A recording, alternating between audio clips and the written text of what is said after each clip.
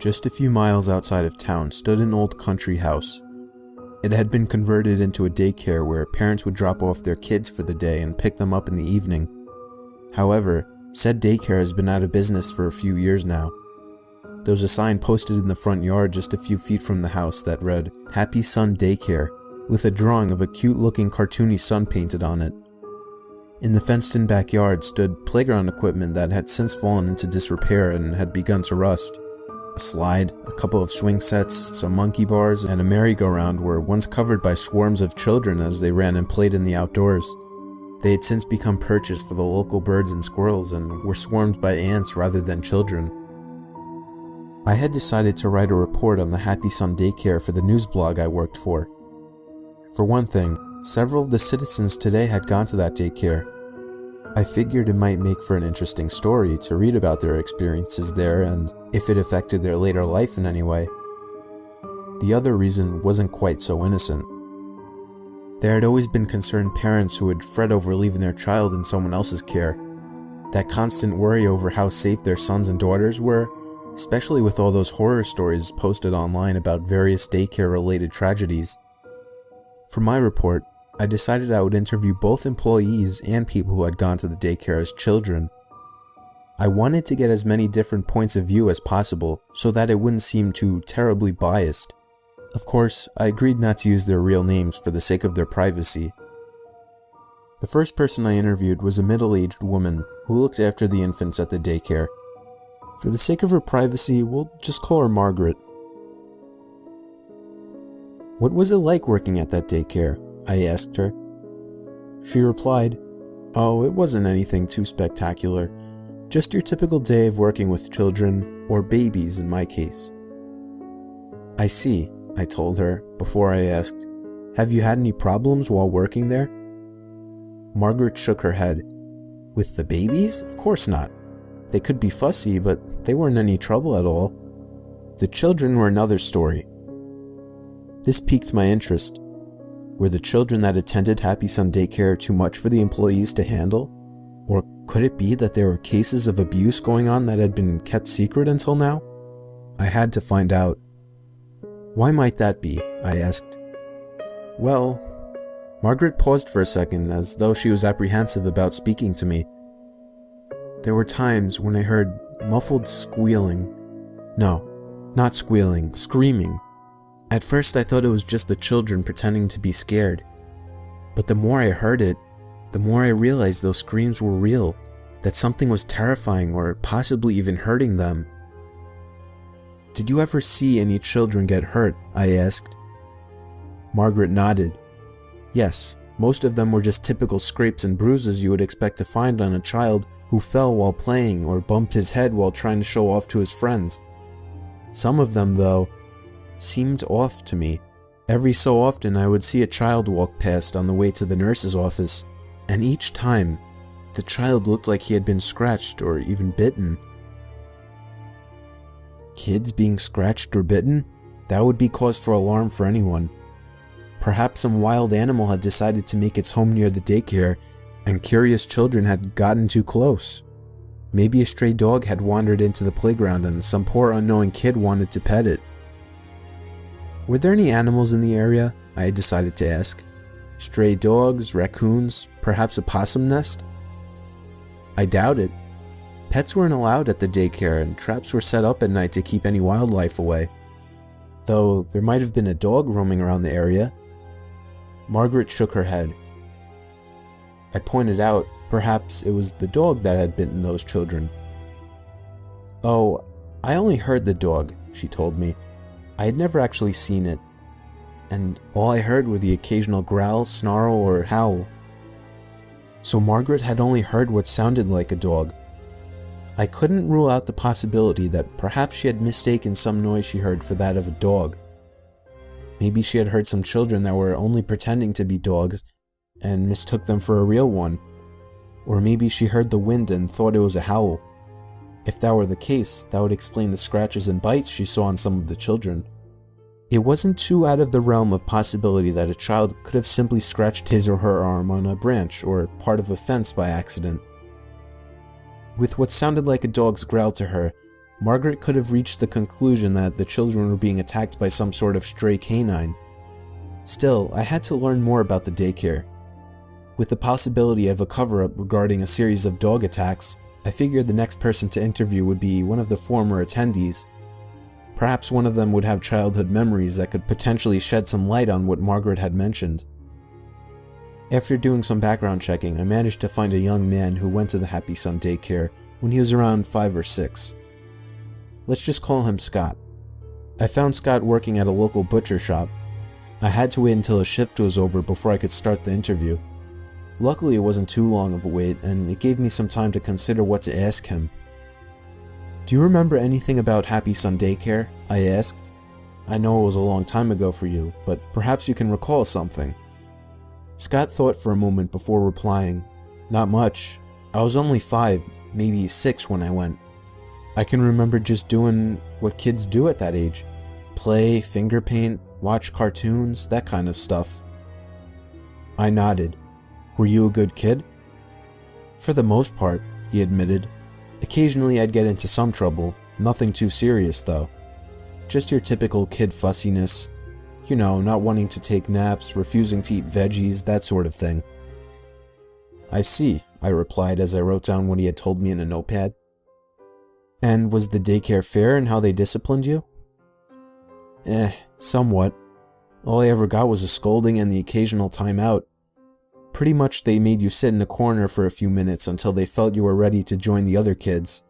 Though you were lucky if that's all you got," Scott pointed out. What Scott said baffled me a bit. They were lucky? I began to wonder if perhaps there had been more severe punishments for the more unruly children that attended the daycare.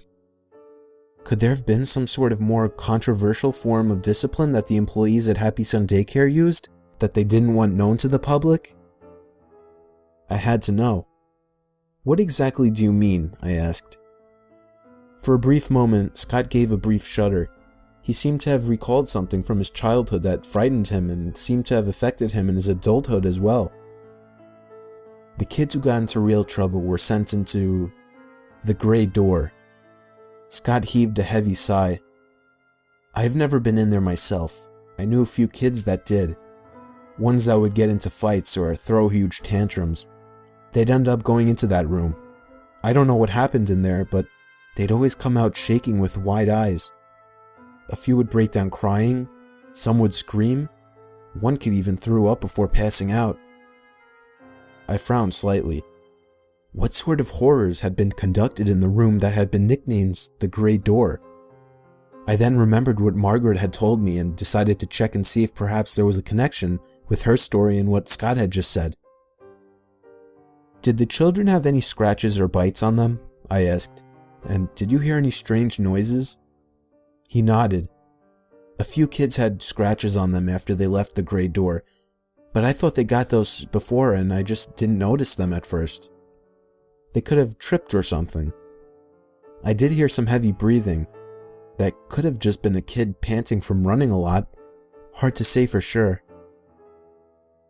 First, Margaret said she thought she heard a dog snarling, and now Scott told me he heard heavy breathing.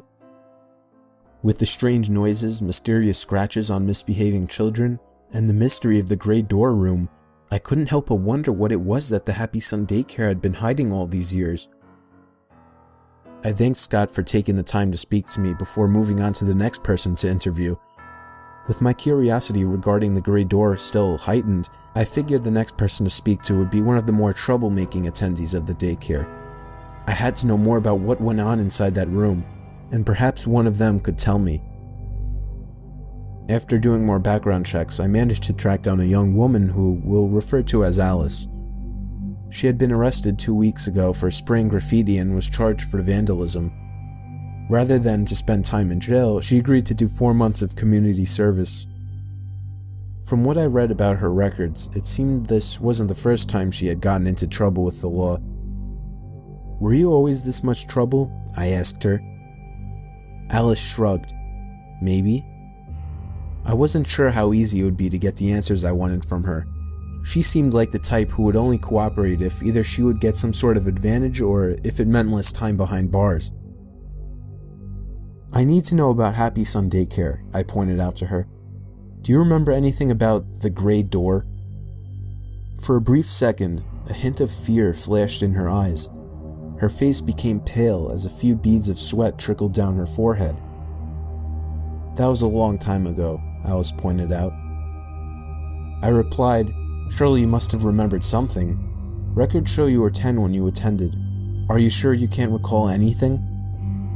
Alice took a few deep breaths and began to regain her composure. If the mere mention of the gray door room was enough to put fear into her after all these years, I couldn't help but dread what horrors she could have possibly experienced. Here was someone who had run-ins with the law, someone who had been arrested for various crimes, primarily theft, vandalism, and trespassing, and yet it was something from her childhood that caused the most fear of being punished. Why? "Okay, I'll tell you, but you gotta promise never to say that I told you anything. Got it?" Alice sighed. I reassured her, "I won't reveal any names. That will be strictly confidential." "You see, I was playing outside in the playground," she began to explain. "I remember wanting to play on the swings. Another kid claimed he had already gotten first dibs to play on them. Before I knew it, we were in a big argument. I lost control. Next thing I knew, he was on the ground crying. I must have pushed him when we were arguing. One of the teachers came up and grabbed me by the arm and dragged me inside. She told me that I would be taken into what the other kids called the gray door room as punishment." "What was inside the room?" I asked in anticipation. Alice took another deep breath and let out a shudder and a sigh. "The room was mostly empty. I remember the floor was nothing but dirt ground, and the only light was a dingy old bulb that barely lit anything up. The teacher just shoved me in and slammed the door shut. At first, I tried pounding on the door and screaming. I cried out for anyone to let me out. It was so dark and cold, and I was so scared. And I heard something. Something was behind me. I turned around, and I remember screaming louder than I had ever screamed in my life." I frowned in concern. "What did you see?" It was a dog, or at least I think it was a dog." She choked back a few tears. "I didn't get a good look at it since it was so dark. All I remember was that it was the biggest and ugliest dog I'd ever seen. That thing had glowing yellow eyes, huge sharp teeth, and was covered in black shaggy fur. And before I knew it, it snarled and lunged at me. I ran as fast as I could, screaming and begging for anyone to come and save me. It grabbed onto my skirt with its teeth and tried to pull me towards it. I tripped and fell, but I managed to kick it in the face a couple of times to get it to let go. Then it lunged at me again, but luckily for me, the door finally opened and one of the teachers pulled me out of the room and slammed the door shut just before the dog could get me again." So there was a dog after all. The stories were all starting to come together. Margaret's story about hearing screams and growling, Scott's story about horrified kids who had been sent to the gray door room, and now there was Alice's story about being sent to that room and being attacked by some sort of large, vicious dog. Still, I had to know more. Why did they use a dog? Why did they cover it up? Perhaps the people working at Happy Sun Daycare were afraid that such a punishment would be too extreme to use on children. Or maybe they feared being sued by some animal rights group. I then thanked Alice for her time and set forth to find the next person to talk to. Maybe another one of the employees. If I was lucky, I might be able to get one of them to reveal the truth about what was going on in the gray door room. Once again, I began searching through the records of anyone who had worked at Happy Sun Daycare. It took some time to find somebody who was willing to talk to me. Most former employees I asked were either too busy or simply didn't want to give an interview. A few of them said various profanities as well. I couldn't tell if they were angry that I learned about what was going on all those years ago, or if they were afraid of what might happen if they revealed any more secrets to me. Still, I managed to track down at least one person who was willing to tell me his experiences working at Happy Sun Daycare. Mr. Smith, as we'll call him, worked as a janitor at the daycare back when it was still running. He had managed to get the job only because his aunt was in charge of one of the head offices there as well. However, Mr. Smith had moved to another town since the daycare closed years ago. This meant I couldn't interview him in person, so we sent each other emails instead. Mr. Smith explained that he had some form of narcolepsy since he was a teenager, and a history of sleepwalking as well. Doctors couldn't figure out what was causing his condition, but they couldn't find any other adverse health effects linked to it either. This still made it difficult for him to find work though. He told me that he was grateful that his aunt managed to get him a job at Happy Sun Daycare. I had so many questions, and well, I wasn't sure which one to ask first. After I got his first response, I wrote back to him. I wanted to know how he was able to hold his job despite his condition. Was he on medication for it? How did the other employees and the children treat him? A couple days passed before I got any response from him. I quickly opened the latest email response from Mr. Smith and began to read. He replied that his aunt would mix him a special herbal tea for him that would help keep his narcolepsy in check. She apparently strongly believed in herbal medicine and said that it was better than any standard medicine on the market. Mr. Smith wrote about how the tea was quite bitter and how he hated drinking it, but he had to drink it if he wanted to keep his job. Though, on occasion, his aunt would run out of the leaves needed for the tea and he'd end up falling asleep.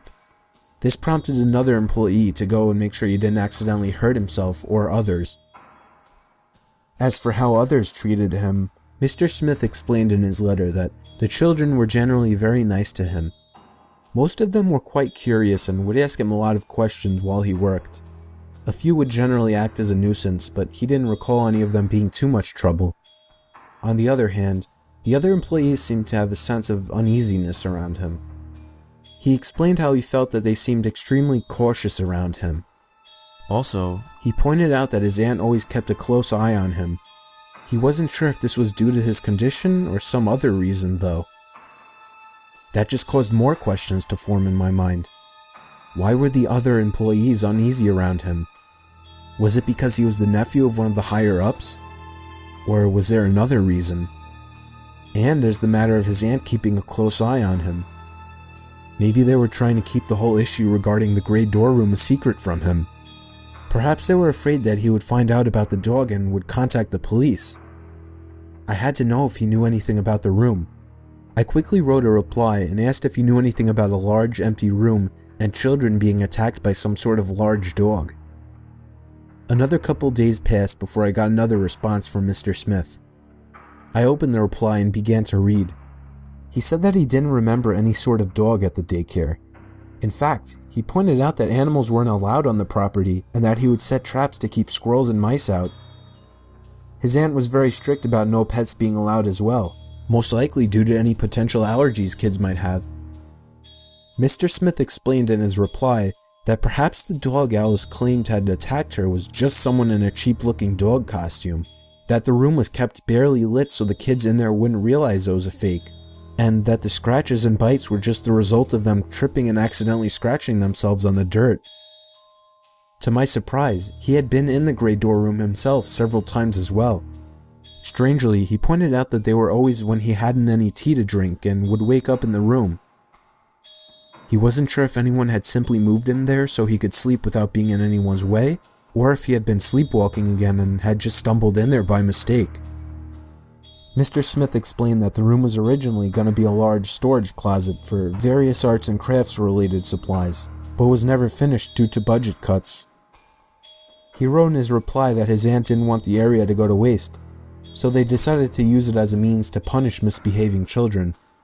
In his opinion, someone probably bought a dog costume and would wear it while terrorizing any children sent into the room as a means of instilling fear of punishment into their minds.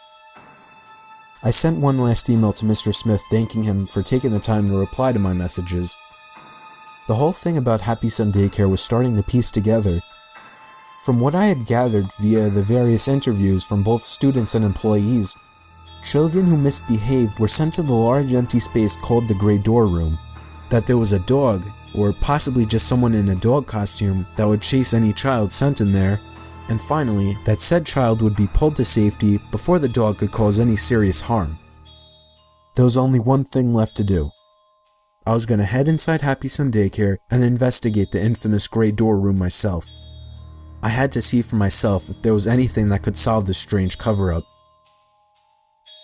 Several minutes passed as I drove out into the countryside and towards the abandoned building. I parked the car in the front driveway and took a few deep breaths. The front door was unlocked, which was lucky for me. I gently pushed the door open and began to look inside. The interior was dingy and covered in a layer of dust. Cobwebs spread over various desks and chairs that hadn't been used in quite some time.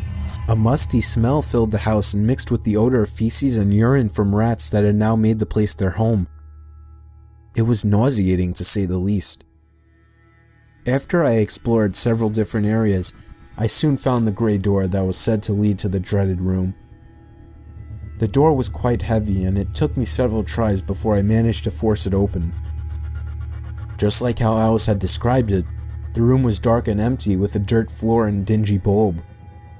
Said bulb had burned out long ago, so I used an old desk to prop the door open in order to see anything.